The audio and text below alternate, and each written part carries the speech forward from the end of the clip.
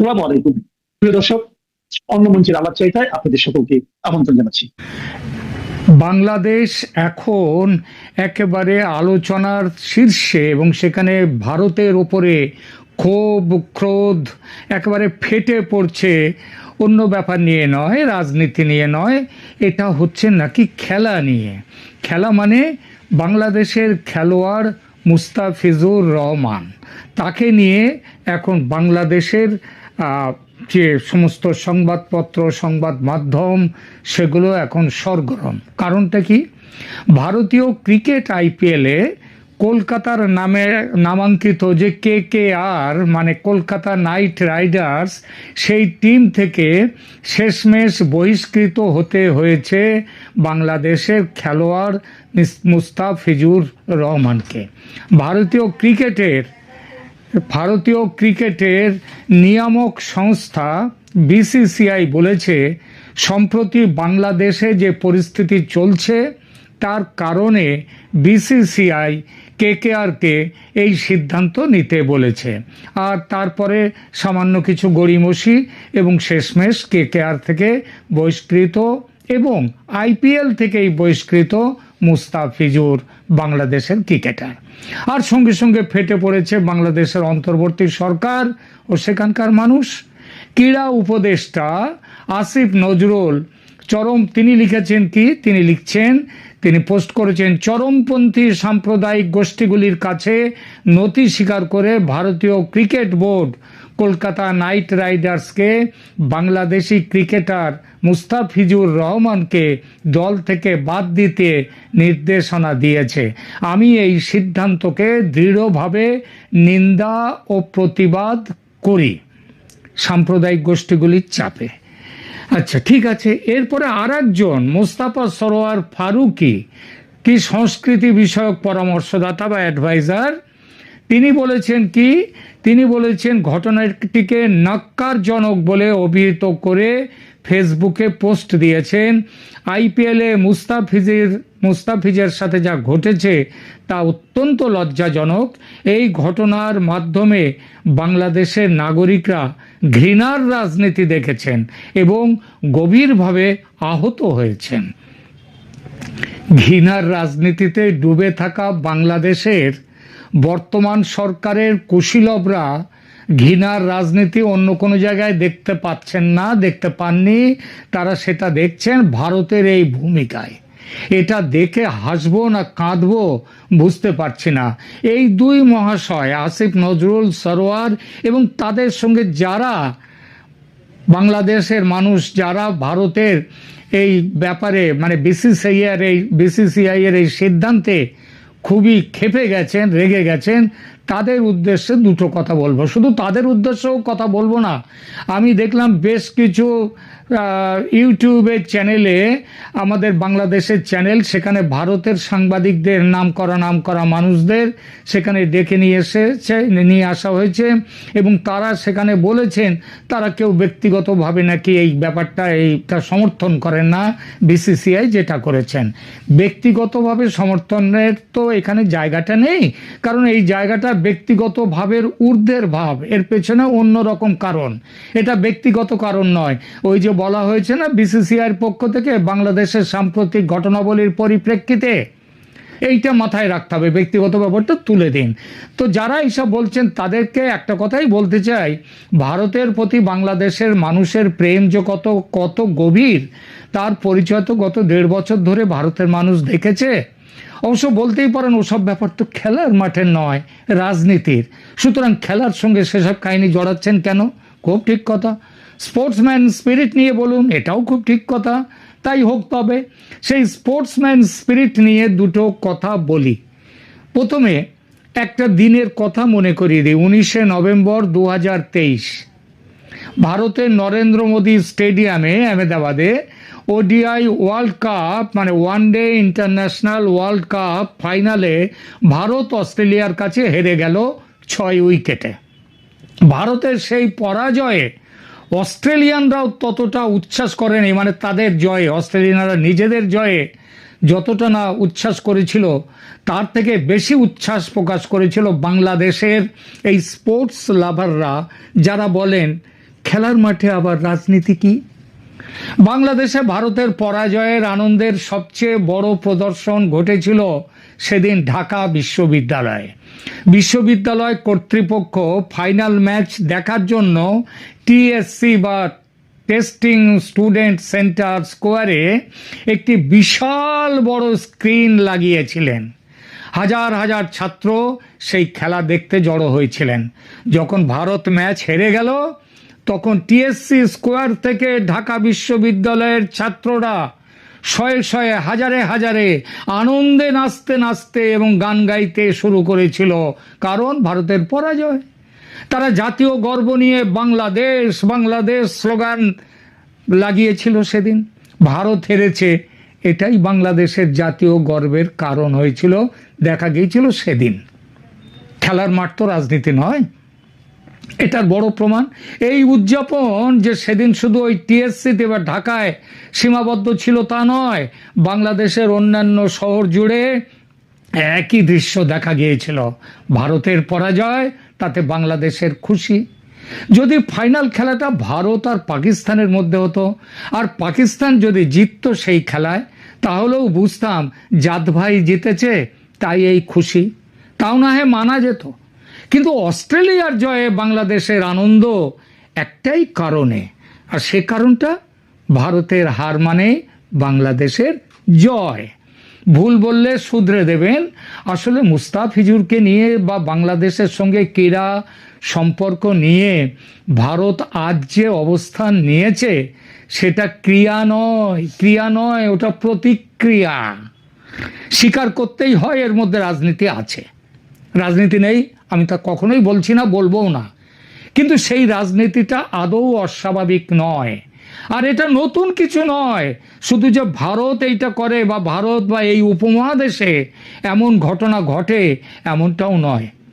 আসলে খেলার মাঠ এবং রাজনীতি আপাত দৃষ্টিতে দুটো ভিন্ন মেরুর বিষয় মনে হলেও ইতিহাসের পাতায় এরা অবিচ্ছেদ্যভাবে জড়িয়ে আছে। খেলার মাঠ যেমন সংহতির জায়গা, তেমনি এটা বারবার রাজনৈতিক আদর্শ প্রচার, প্রতিবাদ এবং জাতীয়তাবাদের বহিঃপ্রকাশের মঞ্চ হিসেবে ব্যবহৃত হয়েছে। এই যে ক্রিকেট খেলতে গিয়ে কয়েকদিন আগে একজন কাশ্মীরি খেলোয়াড় সে তার টুপিতে প্যালেস্টাইনের পতাকাটা দিয়েছিল। কেন? ওটা কি খেলার অঙ্গ ছিল? না, রাজনীতি। সুতরাং এই যে খেলাধুলা রাজনীতির ঊর্ধ্বে, এই কথাটা শুনতে ভালো লাগলেও বাস্তব ছবি কিন্তু একেবারেই আলাদা। সেই প্রাচীন অলিম্পিক থেকে শুরু করে আধুনিক ফুটবল বিশ্বকাপ পর্যন্ত খেলার মাঠ সব জায়গাতে ক্ষমতার লড়াই, কূটনীতি, সামাজিক পরিবর্তনের হাতিয়ার হিসেবে কাজ করেছে খেলার মাঠ। আপনারা রোমের যে রাজা সম্রাট নিরোর কথা শুনেছেন।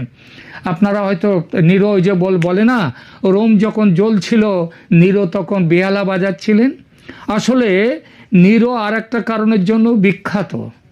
নিরো জবরদস্তি করে তিনি অলিম্পিকে সাহিত্য এবং সঙ্গীতকে ঢুকিয়ে দিয়েছিলেন এবং সেখানে অলিম্পিকে পুরস্কার জিতে নিয়েছিলেন এই দুই বিভাগে। ব্যাপারটা বুঝলেন? বিখ্যাত ইংরেজ লেখক জর্জ অরওয়েল যথার্থই বলেছিলেন, খেলাধুলো হলো যুদ্ধ বিগ্রহের সংক্ষিপ্ত রূপ। এখানে শুধু গুলিটা চলে না, আর সব কিছু চলে। গুলিও কিন্তু চলেছে, সেটা অন্য প্রসঙ্গ। 1936 সালের বার্লিন অলিম্পিকের আসরকে হিটলার ব্যবহার করেছিলেন নাজি আদর্শ প্রমাণের মঞ্চ হিসেবে, কিন্তু কৃষ্ণাঙ্গ অ্যাথলেট জেসি ওয়েন্স 4টি সোনা জিতে হিটলারের সেই দর্প চূর্ণ করে দিয়েছিলেন। সেটা ছিল খেলার মাঠে বর্ণবাদের বিরুদ্ধে এক নীরব কিন্তু শক্তিশালী রাজনৈতিক প্রতিবাদ। 1968 সালের মেক্সিকো সিটি অলিম্পিক, সেখানে পদক মঞ্চে আমেরিকার দুই কৃষ্ণাঙ্গ অ্যাথলিট টমি স্মিথ এবং জন কার্লোস, তারা মাথা নিচু করে একটা কালো দস্তানা পরা হাত মুষ্টিবদ্ধ করে ওপরে তুলে ধরেছিলেন। কি বলতে চাইছিলেন? ব্ল্যাক পাওয়ার মুভমেন্টের প্রতি তাদের সংহতি এবং বর্ণবাদের বিরুদ্ধে তাদের প্রতিবাদ। আচ্ছা, আরো আসুন, বর্ণবাদী নীতির কারণে দক্ষিণ আফ্রিকাকে দীর্ঘ সময় আন্তর্জাতিক ক্রিকেট ও অলিম্পিক থেকে নিষিদ্ধ রাখা হয়েছিল, সেটাও রাজনীতি।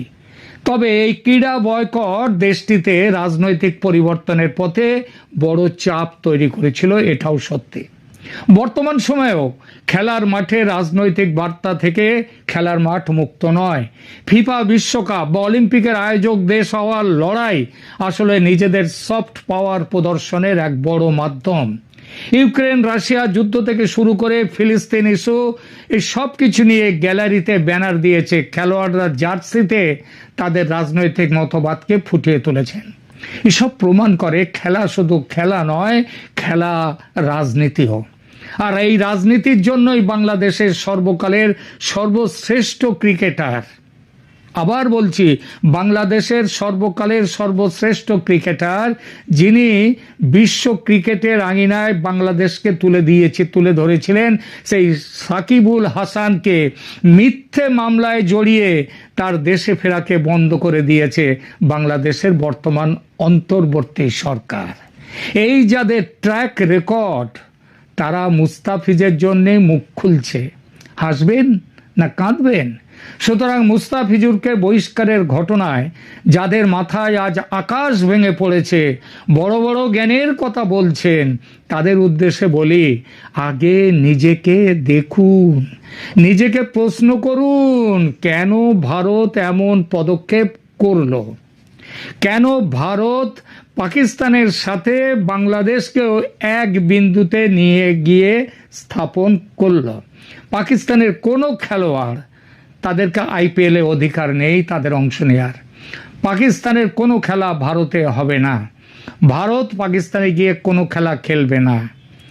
ভারত পাকিস্তানের খেলা যেটা চলছে বিদেশের মাঠে, সেই একই জায়গায় বাংলাদেশ আজকে নিজেদেরকে নিয়ে গেছে। তাদের পাকিস্তান প্রেম এবং ভারত বিরোধিতা, তীব্র ভারত বিরোধিতার মানসিকতা এর কারণ। আপাতত এই পর্যন্ত। ভারত কি আগেভাগেই বুঝে ফেলেছে বাংলাদেশের আগামীর ক্ষমতার ঠিকানা? এজন্যই কি ভারতের পররাষ্ট্রমন্ত্রী জয়শঙ্কর দিন কয়েক আগে বাংলাদেশে এসে কেবল তারেক রহমানের সঙ্গে বৈঠক করেই ভাবলেন অ্যাসাইনমেন্ট কমপ্লিট? কূটনীতিতে স্বাভাবিক নিয়ম ভাঙার এই সফর কি বার্তা দিচ্ছে, এটা নিয়ে আজকে কথা বলতে চাই। নিয়ম ভাঙার সফর কেন বলছি? ঢাকায় কূটনৈতিক চর্চা অনুযায়ী মন্ত্রী পর্যায়ের সফরকারী ব্যক্তি, মানে বিদেশের কোনো অতিথি যখন বাংলাদেশে আসেন, তারা বাংলাদেশের সরকার প্রধানের সঙ্গে সাক্ষাৎ করে থাকেন। এটি একটি রেওয়াজ, রীতির মতো। এটির ব্যত্যয় ঘটেছে এবার। ভারতের পররাষ্ট্রমন্ত্রী এস জয়শঙ্কর 31 ডিসেম্বর শুধু বিএনপি প্রধান তারেক রহমানের কাছে দিল্লির বার্তা দিতে, নরেন্দ্র মোদীর চিঠি দিতে, শোক বার্তা দিতে ঢাকা সফর করেছেন। এটা স্পষ্ট হয়ে যায় জয়শঙ্কর অন্তর্বর্তী সরকারের প্রধান উপদেষ্টা মোহাম্মদ ইউনূসের সাক্ষাৎ না চাওয়ায়। যারা আসেন তারা চান সাধারণত, এটি রেওয়াজ। এছাড়া যারা মনে করছেন জয়শঙ্কর কেবলই এসেছিলেন বেগম খালেদা জিয়াকে শেষ শ্রদ্ধা জানাতে, তারা প্রকৃত সত্য অনুসন্ধান করছেন না বলেই মনে করি। ভারতের সঙ্গে বাংলাদেশের সাম্প্রতিক যে সম্পর্ক, মানে গত কিছুদিনের যে সম্পর্ক 18 মাসের, সেই প্রেক্ষাপটে আপনার কি মনে হয় এটা কেবলই সৌজন্য এবং মানবিক সফর ছিল? বিষয়টি আসলে এতটা সরল নয়, বরং বলতে পারেন এখান থেকেই শুরু হয়েছে দিল্লির নতুন কূটনৈতিক হিসাব। টানা 15-15.5 বছর ভারত যে সম্পর্ককে সোনালী অধ্যায় বলেছে, শেখ হাসিনার সরকারের পতনের পর ইউনূসের অন্তর্বর্তী সরকারকে দিল্লি যে পুরোপুরি আস্থায় নেয়নি, এটা তো তারা কখনো লুকায়নি, এবং এটা আমরাও দেখছি। কিন্তু এখন রাজনৈতিক বাস্তবতা বদলেছে। দিল্লিও ভালোভাবে উপলব্ধি করছে বাংলাদেশে ক্ষমতার সমীকরণ ঠিক আগের মতো নেই, মানে গত 18 মাসের মতো, 17 মাসের মতো নেই, ক্রমশ এটি পরিবর্তিত হচ্ছে। এমন বাস্তবতার মাঝে এস জয়শঙ্কর ঢাকায় এলেন, অন্য দেশের প্রতিনিধিদের সঙ্গে কথা বললেন, আরো যারা এসেছিলেন ভুটান, শ্রীলঙ্কা, পাকিস্তান, এসব দেশ থেকে। বিশেষ করে পাকিস্তানের স্পিকারের সঙ্গে নিজে থেকে এগিয়ে গিয়ে হাত মেলালেন, নিজের পরিচয় দিলেন এবং প্রয়োজনীয় টুকটাক আলাপ সেরে নিলেন। এটি নিয়ে ভারতে আলোচনা চলছে, পাকিস্তানেও চলছে যে এটির পরের ধাপ কি। যাক, ওই আলোচনায় যাচ্ছে না। নরেন্দ্র মোদী ভারতের প্রধানমন্ত্রী তারেক রহমানকে লেখা চিঠিতে দুই দেশের সম্পর্কের নতুন সূচনার সম্ভাবনার দিক উল্লেখ করেছেন ওই চিঠিতে। কিন্তু অনেক কূটনীতিক বলছেন নতুন সরকার এলেই রাতারাতি সব সমস্যা মিটে যাবে, সমাধান হয়ে যাবে। বিষয়টা আসলে এমন সরল নয়। কূটনৈতিক মহলে একটা ব্যাখ্যা অবশ্য জোরালো। সেটা কি, যে ভারত বুঝে গেছে আসন্ন নির্বাচনের পর বাংলাদেশের ক্ষমতার কেন্দ্রে বিএনপি আসতে পারে। সেই বাস্তবতা মাথায় রেখেই দিল্লি আগে ভাগে ব্রিজ বা সেতু তৈরি করছে, অর্থাৎ ভবিষ্যতের জন্য প্রস্তুতি নিচ্ছে। এক্ষেত্রে নতুন সরকারেরও তো কিছু করণীয় আছে, তাই না? বৈদেশিক সম্পর্কের নানা ক্ষেত্রে চ্যালেঞ্জ মোকাবিলা করতে হবে নতুন সরকারকেও। বিশেষ করে দেশের স্বার্থকে অগ্রাধিকার দিতে হবে। এর পাশাপাশি প্রতিবেশী এবং আঞ্চলিক দেশগুলোর সঙ্গে সম্পর্কে ভারসাম্য রাখার বিষয়টি হয়ে উঠবে বেশ চ্যালেঞ্জিং, যেই সরকারে আসুক না কেন। কারণ বাংলাদেশ ও ভারতের মধ্যে সম্পর্কের দিকে শুধু আমাদের দুদেশের তাকালেই চলবে না, আন্তর্জাতিক মহলও এদিকে নজর রাখবে। এটি কিন্তু মাথায় রাখতে হবে। রাশিয়ার রাষ্ট্রদূত আলেকজান্ডার কোজিন ঢাকা ও দিল্লির মধ্যকার উত্তেজনা কমিয়ে আনার উপর গুরুত্ব দিয়ে খোলাখুলি মন্তব্য করেছেন কয়েকদিন আগে, আপনারা শুনেছেন। আপনার কি মনে হয় মস্কোর নির্দেশনা ছাড়া তিনি এমন কথা বলেছেন? তার মানে গোড়া শিকড় আরো গভীরে। এই প্রেক্ষাপটে বাংলাদেশের জন্য সবচেয়ে গুরুত্বপূর্ণ কয়েকটি ইস্যু নিয়ে আলোচনা করতে চাই। এর ভিতরে একটি হতে পারে সীমান্ত হত্যা। সীমান্তে বিএসএফ এর হাতে বাংলাদেশি নাগরিক হত্যা এখনো বন্ধ হয়নি। গত 18 মাসেও এত ভারত বিরোধী আমরা কথা বলেছি, হুঙ্কার দিয়েছি, কিন্তু বন্ধ হয়নি। 2025 সালেও 2024 সালেও সীমান্তে, আসলে 2025ই হবে, 2025 সালেও সীমান্তে বিএসএফ সহ ভারতীয়দের হাতে বাংলাদেশের প্রায় 34 জন নাগরিক খুন হয়েছেন। এক্ষেত্রে কেবলই প্রতিশ্রুতি শুনেছি আমরা, এটা আর হবে না, পতাকা মিটিং, নানান কিছু। বাস্তবে কোনো পরিবর্তন আসেনি। প্রশ্ন হলো, দিল্লি কি নতুন রাজনৈতিক সমীকরণে এই ইস্যুতে, মানে সীমান্ত হত্যার ইস্যুতে বাস্তব পরিবর্তন আনবে? তাদের মানসিকতায়, তাদের কার্যক্রমে পরিবর্তন আনবে, নাকি পুরনো অবস্থানই বহাল থাকবে? এরপর আসুন গঙ্গার পানি বন্টন চুক্তি। আপনারা ইতিমধ্যেই জেনেছেন 2026 সালে গঙ্গা পানি চুক্তির মেয়াদ শেষ হচ্ছে। এই চুক্তি যদি নবায়ন না হয় তাহলে বাংলাদেশের উত্তরাঞ্চল বড় সংকটে পড়বে। কিন্তু দিল্লি এখনো চুপ। এই নীরবতা কি চাপ তৈরির কৌশল, নাকি নতুন সরকারের সঙ্গে দর কষাকষির প্রস্তুতি? এটি আর দিন কয়েক পরে, নির্বাচনের পরেই বোঝা যাবে। এরপরে আসুন সংখ্যালঘু ইস্যু এবং মাইনরিটি কার্ড, এটা একটু দেখি। ভারত নিয়মিতভাবে বাংলাদেশের হিন্দু সম্প্রদায়ের নিরাপত্তা ইস্যু সামনে আনে। একেবারে অতি সম্প্রতি আপনারা কয়েকটি ঘটনা দেখেছেন, শুনেছেন, এটি নিয়ে তারা যা করেছে। বাংলাদেশের বিশ্লেষকদের মতে এটা দিল্লির অভ্যন্তরীণ রাজনীতির হাতিয়ার, মানে এটিকে তারা হাতিয়ার হিসেবে ব্যবহার করে। নতুন সরকারের সঙ্গে সম্পর্কের ক্ষেত্রেও কি এই কার্ডই ব্যবহার করবে ভারত? এটিও বোঝা দরকার। স্থানীয় বিশ্লেষকরা, মানে বাংলাদেশের বিশ্লেষকরা মনে করছেন ভারত নিজের অভ্যন্তরীণ রাজনৈতিক কারণে হিন্দু সম্প্রদায়ের নিরাপত্তার ইস্যুটি মাইনরিটি কার্ড হিসাবে বাংলাদেশের উপর চাপ তৈরির জন্য সবসময় খেলে থাকে। অথচ ভারতে মুসলমান সহ সংখ্যালঘুদের সঙ্গে কেমন আচরণ করা হয় এই প্রশ্ন ঢাকার রাজনৈতিক সরকারগুলো বা ঢাকার বিশ্লেষকরা অতীতে এড়িয়ে গেলেও অন্তর্বর্তী সরকার বিষয়টি সামনে এনেছে। যাই হোক না কেন, তারা কথা বলেছে। তাই ধর্মভিত্তিক দলগুলোর তৎপরতার মুখে দুই দেশের সরকার ভবিষ্যতে কি কৌশল নেয় তার উপর অন্যরা অবশ্যই নজর রাখবে। এবার দেখি নির্বাচন ও রাজনৈতিক ইসলাম, মানে ধর্ম নিয়ে যে একটা রাজনীতির টানাপোড়েন আছে আমাদের।